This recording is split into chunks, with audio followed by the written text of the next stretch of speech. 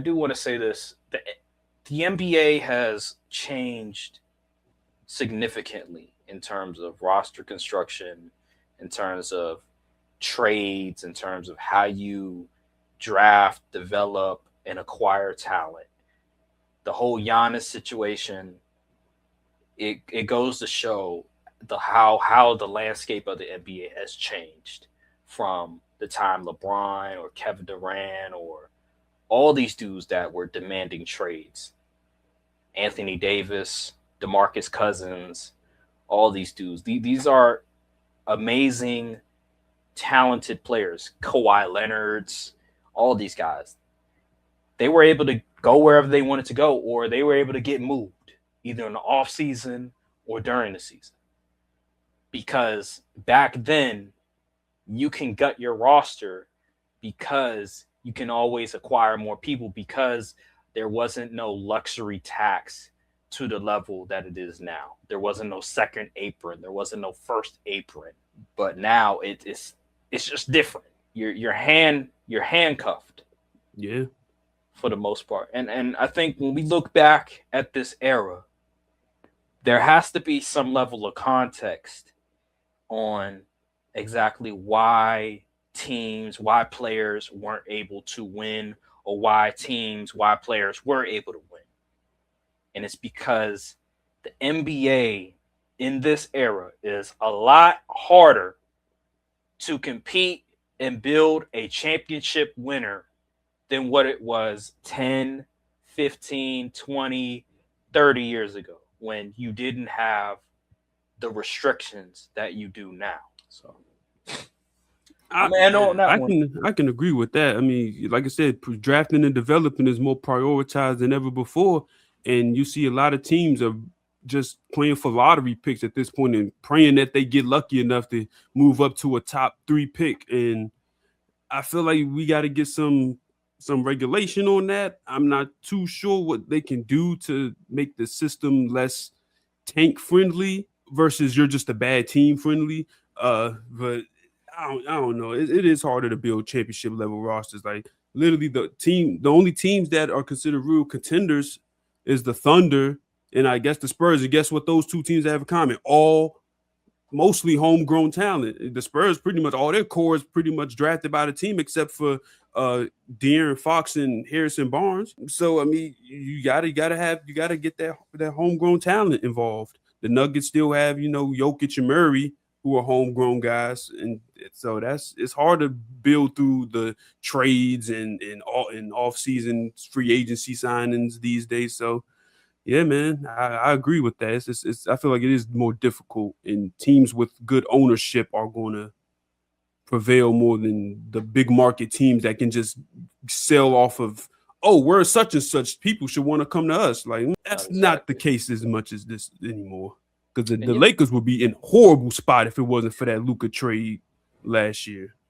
Yeah, and you know what I don't like is when people say win, just win, blah blah blah. But here's the thing, like they say, oh, people that lose are not getting rewarded. Well, the Spurs, they've been losing for like 6-7 years. They haven't made the playoffs in a good maybe 4 or 5 year stretch, and they get Victor Wembanyama, and all of a sudden after year 2, they're winning a lot of games. So I don't want to hear about that whole, oh, teams that lose don't get rewarded. That's BS. They do get rewarded. It's just some teams are good. Some teams are lucky enough to get the top pick, and some teams aren't lucky enough. You know that perfectly well with the Washington Wizards. And at least we got the number 2 pick. Granted, it was a weak draft class for what people have said, but you still got some good players in that draft class. And we lucked up. We got Alex Sarr. He ain't want to go to Atlanta. So, and then we got Keyshawn Johnson from that class as well. So, I mean, you just got to know how to evaluate talent. And the Thunder got very lucky as well because they got Chet with the 2 pick. Now, Shea, that was more identifying talent with the trade because they traded Paul George, and they were able to get Shea from Paul George, who wasn't nearly the player that he is now. And then they were able to get Jalen Williams later in the draft, that was just good evaluation, good scouting. Man, this stuff is hard. This stuff is difficult. Yeah. And my final point, and then I'm gonna end it. I brought up my Lakers.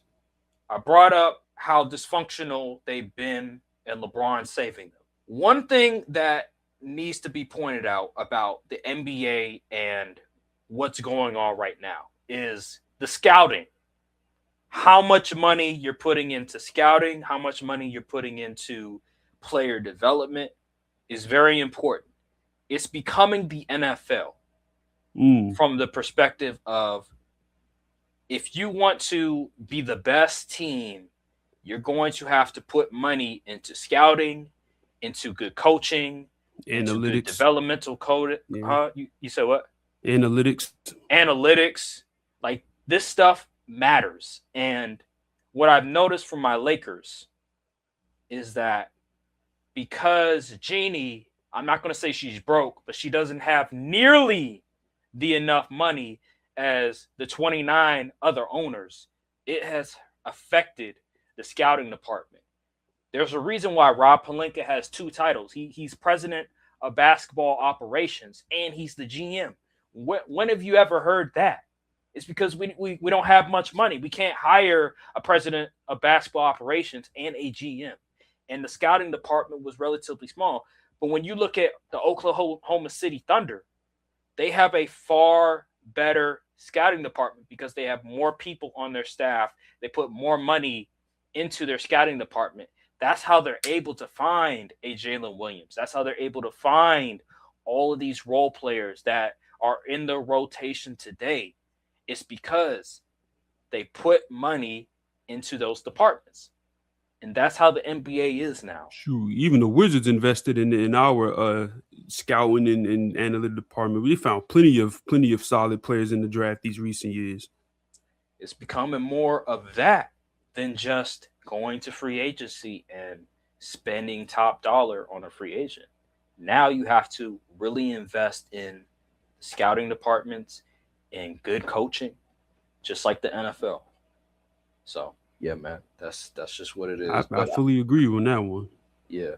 All right, man. Well, that'll do it on this episode of Courtside Podcast. Make sure to like, subscribe, comment down below, hit the notification bell, follow the socials, and we will see you all in the next episode of Courtside Podcast. Thank you guys for watching, and peace. Salute.